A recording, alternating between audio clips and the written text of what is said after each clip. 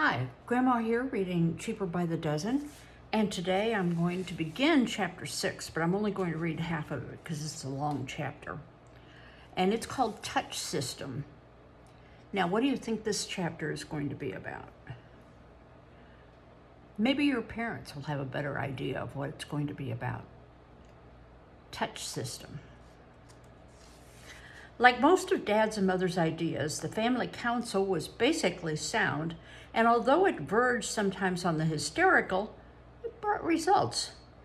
Family purchasing committees, duly elected, bought the food, clothes, furniture, and athletic equipment. A utilities committee levied 1-cent fines on wasters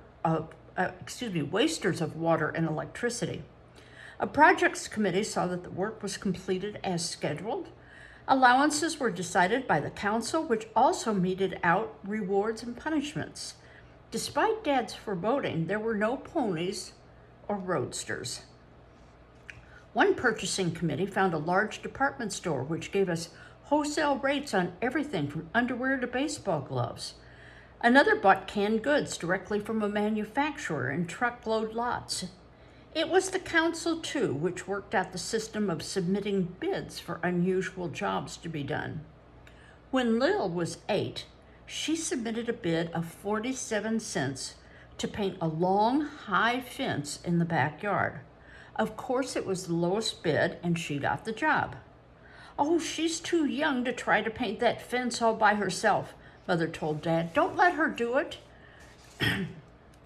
"Nonsense," said Dad. "She's got to learn the value of money and to keep agreements. Let her alone." Lil, who was saving for a pair of roller skates and wanted the money, kept insisting she could do it. "I'll start it if you'll have to finish it. If you start it, you'll have to finish it," Dad said. "Oh, I'll finish it, Daddy. I know I can." "You've got yourself a contract then." It took Lil 10 days to finish the job, working every day after school and all-day weekends. Her hands blistered, and some nights she was so tired she couldn't sleep. It worried Dad so that some nights he didn't sleep well either, but he made her live up to her contract. "You've got to let her stop," Mother kept telling him. "She'll have a breakdown or something, or else you will." "No," said Dad, "she's learning the value of money, and she's learning that when you start something, it's necessary to finish it if you want to collect. She's got to finish. It's in her contract." "Oh, you sound like Shylock," Mother said, but Dad stood firm. When Lil finally completed the job, she came to Dad in tears. "It's done," she said. "I hope you're satisfied. Now can I have my 47 cents? Dad counted out the change. "Don't cry, honey," he said. "No matter what you think of your old daddy, he did it for your own good. If you go look under your pillow, you'll find that Daddy really loved you all the time." The present was a pair of roller skates. Fred headed the utilities committee and collected the fines. Once, just before he went to bed, he found that someone had left a faucet dripping and that there was a bathtub full of hot water. Jack had been asleep for more than an hour, but Fred woke him up. "Get in there and take a bath," he said. "But I had a bath just before I went to bed." "I know you did, but you left the faucet dripping," Fred told him. "Do you want to waste that perfectly good water?" "Why don't you take the bath?" Jack asked. "Oh, I take my baths in the morning. You know that. That's the schedule." Jack had 2 baths that night. One day, Dad came home with 2 Victrolas and 2 stacks of records. He whistled assembly as he hit the front steps, and we helped him unload. "Kids," he said, "I have a wonderful surprise. 2 Victrolas and all these lovely records." "But we have a Victrola, Daddy." "I know that, but the Victrola we have is the downstairs Victrola. Now we are going to have 2 upstairs Victrolas. Won't that be fun?" Now, a Victrola is a record player. It usually plays music. If my grandchildren are watching, I used to have one in the basement. It was by the steps, and you have to have a crank for it to power. So when you put a record on it, you crank it, and it'll go as long as you've cranked, as long as you've wound it up for it to play. Okay, that's an important part of the story. Not that I had one, but that you have to crank it. Well, from now on, we're going to try to do away with the unavoidable delay. The Victrolas will go in the bathrooms, one in the boys' bathroom and the other in the girls' bathroom. I'll bet we'll be the only family in town with a Victrola in every bath. And when you are taking a bath or brushing your teeth or otherwise occupied, you will play the Victrola. Why? Why, mimicked Dad. Why this and why that? Does there have to be a why for everything? There doesn't have to be, Daddy, Ernestine explained patiently. But with you, there usually is. When you start talking about unavoidable delay and Victrolas, dance music is not the first thing that pops in my mind. No, Dad admitted, it's not dance music, but you're going to find this is just as good in a way, and more educational.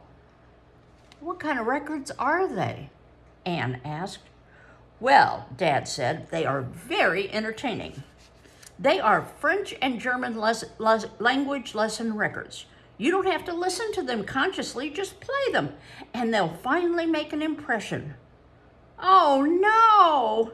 Dad's soon tired of diplomacy and psychology. Shut up and listen to me, he roared. I have spent $160 for this equipment. Did I get it for myself? I most emphatically, by jingo, well did not. I happen already to be able to speak German and French with such fluency that I frequently am mistaken for a native in both of those countries. Well, this was at best a terribly gross exaggeration. For while Dad had studied languages for most of his adult life, he never had become very familiar with French, although he could stumble along fairly well in German. Usually he insisted that Mother accompany him as an interpreter on the business trips to Europe. Languages came naturally to Mother. No, Dad continued, I did not buy this expensive equipment for myself, although I must say I would like nothing better than to have my own private Victrola and my own private language records. I bought it for you as a present, and you are going to use it. If those two Victrolas aren't going every morning, from the minute you get up until you come down to breakfast, I'm going to know the reason why. One reason, said Bill, might be that it's impossible to change records while you're in a bathtub. A person who applies motion study can be in and out of the tub in the time it takes to play one record. This was perfectly true.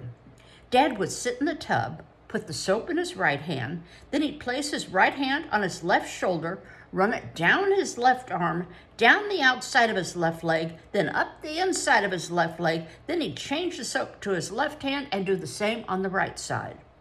After a couple of circular strokes on his midsection and his back, and some attention to his feet and face, he'd duck under for a rinse and get out. He had all the boys in the bathroom several times to demonstrate just how he did it, and he sat in the middle of the living room rug one day with his clothes on to teach the girls. So there was no more unavoidable delay in the bathroom, and it wasn't long before we were all speaking at least a pidgin version of French and German. For 10 years, the Victrolas ground out their lessons on the second floor of our Montclair house. As we became fairly fluent, we often would speak the language at the dinner table. Dad was left out of the conversation when the talk was in French. Your German accents are not so bad, he said. I can understand most of what you say when you talk German, but your French accents are so atrocious that no one but yourselves could possibly understand you. I believe you've developed some exotic language of your own, which has no more relation to French than it does to Pig Latin. We giggled, and he turned furiously to Mother. Don't you think so, Lily? Well, dear, I don't think anyone would mistake them for natives of France, but I can usually make out what they're saying. That, said Dad with some dignity, is because you learned your French in this country, where everybody talks with an accent, whereas my knowledge of the language came straight from the streets of Paris. Maybe so, dear, said Mother. Maybe so. That night, Dad moved the boys' bathroom Victrola into his bedroom, and we heard him playing French records far into the night. At about the same time he brought home the Victrolas, Dad became a consultant to the Remington Typewriter Company, and through motion study methods, helped Remington develop the world's fastest typist. He told us about it one night at dinner, how he'd put little flashing lights on the fingers of the typist and taken moving pictures and time exposures to see just what motions she employed and how those motions could be reduced. Anyone can learn to type fast, Dad concluded. Why, I've got a system that will teach touch typing in 2 weeks. Absolutely guaranteed. You could see the great experiment hatching in his mind. In 2 weeks, he repeated. Why, I could even teach a child to type touch system in 2 weeks. Can you type touch system, Daddy? Bill asked. In 2 weeks, said Dad, I could teach a child. Anybody can do it if he will just do exactly what I tell him to do. The next day, he brought home a new perfectly white typewriter, a gold knife, and an Ingersoll watch. He unwrapped them and put them on the dining room table. Can I try the typewriter, Daddy? Asked Mark. Why is the typewriter white? Anne wanted to know. All typewriters I've ever seen are black. It's beautiful, all right, but why is it white? It's white so that it will photograph better, Dad explained.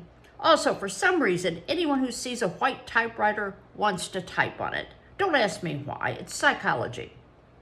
All of us wanted to use it, but Dad wouldn't let anyone touch it but himself.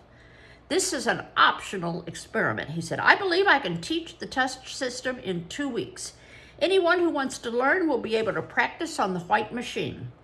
The one who can type the fastest at the end of 2 weeks will receive the typewriter as a present. The knife and watch will be prizes awarded on a handicap basis, taking age into consideration.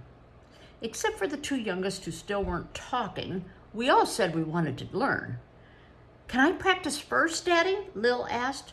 No one practices until I say practice. Now that I will show you how the typewriter works. Dad got a sheet of paper. The paper goes in here. You turn this so, and you push the carriage over to the end of the line like this. And Dad, using the 2 fingers, hesitantly pecked out the first thing that came to his mind, his name. Is that the touch system, Daddy? Bill asked. No, said Dad. I'll show you the touch system in a little while. Do you know the touch system, Daddy? Let's say I know how to teach it, Billy boy. But do you know it yourself, Daddy? I know how to teach it, Dad shouted. In 2 weeks, I can teach it to a child. Do you hear me? I have just finished helping to develop the fastest typist in the world. Do you hear that? They tell me Caruso's voice teacher can't sing a by jingo note. Does that answer your question? I guess so, said Bill. Any other questions? There weren't. Dad then brought out some paper diagrams of a typewriter keyboard and passed one to each of us. The first thing you have to do is memorize the keyboard. QWERTYUIOP. Those are the letters in the top line. Memorize them. Get to know them forward and backwards. Get to know them so you can say them with your eyes closed, like this. Dad closed his right eye, but kept his left eye a little bit open so he could still read the chart. QWERTYUIOP. See what I mean? Get to know them in your sleep. That's the first thing. We looked crestfallen. I know you want to try it out on that white typewriter. Pretty, isn't it? He clicked a few keys. Runs as smoothly as a watch, doesn't it? We said it did. Well, tomorrow or the next day, you'll be using it. First, you have to memorize the keyboard. Then you've got to learn what fingers to use. Then you'll graduate to Moby Dick here, and one of you will win him. Once we had memorized the keyboard, our fingers were colored with chalk. The little fingers were colored blue, the index fingers red, and so forth. Corresponding colors were placed on the key zones of the diagram. For instance, the Q, A, and Z, all of which were hit with the little finger on the left hand, were colored blue to match the blue little finger. All you have to do now is practice until each finger has learned the right color habit. And once we've got that, we'll be ready to start. In 2 days, we were fairly adept at matching the colors of our fingers with the colors on the keyboard diagrams. Ernestine was the fastest and got the first chance to sit down at the white typewriter. She hitched her chair up to it confidently while we all gathered around. "Hey, no fair, Daddy," she wailed. "You put blank caps on all the keys. I can't see what I'm typing." Blank caps are fairly common now, but Daddy had thought up the idea and had had them made specifically by the Remington Company. "You don't have to see," Dad said. "Just imagine that those keys are colored and type just like you were typing on the diagram." Ern started slowly, then picked up speed as her fingers jumped instinctively from key to key. Dad stood in back of her with a pencil in one hand and a diagram in the other. Every time she made a mistake, he put the pencil down on top of her head. "Stop it, Daddy, that hurts. I can't concentrate knowing that pencil's about to descend on my head." "Well, it's meant to hurt. Your head has to teach your fingers not to make mistakes." Ern typed along. About every fifth word she'd make a mistake, and the pencil would descend with a bong. But the bongs become less and less frequent, and finally Dad put away the pencil. "That's fine, Ernie," he said. "I believe I'll keep you. Now, I know touch typing, and Grandpa does too, and that's why we like working with laptops, is because we don't have to look at our fingers and we can just type. On the other hand, it's very difficult for us to use the telephone, our Apple phones, to type because it is what we call more hunt and peck. But I've seen people almost as fast as the touch typing on a keyboard on a laptop computer. But the way he is having them learn is very close to the way we had to learn when we were in school. But we took a class in high school called typing. Today that's called keyboarding. Okay, going on. By the end of the 2 weeks, all children over 6 years old and mother knew the touch system reasonably well. Dad said he knew it too. We were a long way from being fast because nothing but practice gives speed, but we were reasonably accurate. Dad entered Ernestine's name in a national speed contest as sort of a child prodigy, but Mother talked him out of it, and Ern never actually competed. "It's not that I wanted her to show her off," he told Mother. "It's just that I want to do the people a favor to show them what can be done with proper instructional methods and motion study." "Well, I don't think it would be a good idea, dear," Mother said. "Ernestine is high-strung, and the children are conceited enough as it is." Dad compromised by taking moving pictures of each of us, first with colored fingers, practicing on the paper diagrams, and then actually working on the typewriter. He said the pictures were for my files, but about a month later, they were released in a newsreel, which showed everything except the pencil descending on our heads. And some of us today recoil every time we touch the backspace key. Since Dad thought eating was a form of unavoidable delay, he utilized the dinner hour as an instruction period.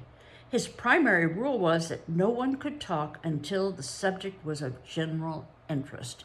And we're going to pause here because I don't like this to run much longer than 20 minutes. So I'll see you next time when I finish this chapter. Bye-bye.